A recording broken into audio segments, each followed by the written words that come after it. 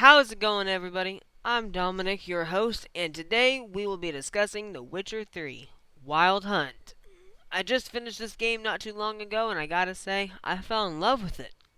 That being said, I won't let my feelings on this game keep me from critiquing it. But let's not waste any more time, let's just jump right in. The Witcher is a game series that's based on the book series of the same name by Andrzej Sapkowski. The Witcher 3 is the final chapter of our hero, Geralt of Rivia, a gruff monster killer for hire who is arguably the best at what he does. In this game, he's searching for Ciri, his adopted daughter. Kind of. Anyways, good old Razzle Dazzle here is being pursued by the Wild Hunt. Remember the name of this game? The Wild Hunt are a group of ghostly, not ghost soldiers whose main powers are making things incredibly cold and being tall. They're the scourge of the Northern Realms somehow, and they've set their sights on our young heroine for reasons unknown. In this game, you'll play as Geralt of Rivia, and to a lesser extent, Ciri. Explore the world through running, riding, swimming, or boating.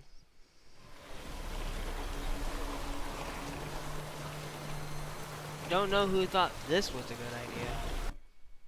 On your adventures, you'll encounter beautiful landscapes and less than beautiful creatures trying to kill you.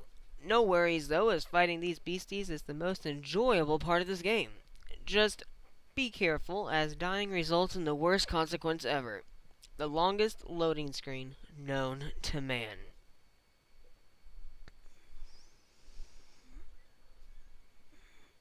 When fights come a-knockin', be prepared to slice, dice, bludgeon, or burn your way through a host of monsters grisly enough to make you question your skills the first time you see them. Don't get comfortable with common enemies in the game, however, as this game's combat can go from mundane to grand and epic in an instant.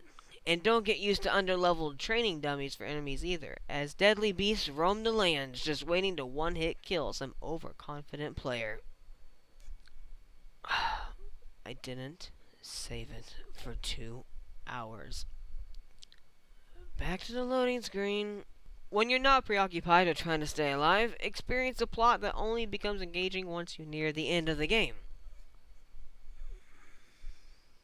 Until the game realizes that the story is dreadfully confusing and boring and starts to pick things up, you can play through a seemingly endless list of side quests, which can feel even more fun and intricate than the main story does at times.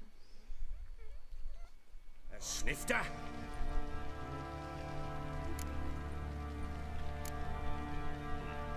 No thanks. Joining you on your mystical journey are a slew of lovely sorceresses who all seem to have a thing for scarred, white-haired men, oddly enough, and an endless cast of guards, nobles, and criminals who enter and exit your life intermittently, while not impacting the game in any meaningful way.